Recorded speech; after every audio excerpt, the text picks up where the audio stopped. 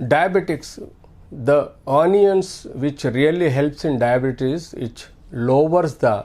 blood sugar levels because it has flavonoids which are antioxidants which really helps to reduce the blood sugar levels. It is a very good fiber diet where the fiber diet digestion will be better, and then the defecation problems will not be there, and then a patient gluconeogenesis in the body will be less, and it has less carbohydrate activity, and then the onions really acts like an antioxidants as well as proper digestion, so that the diabetics will have lot of benefits eating the onions.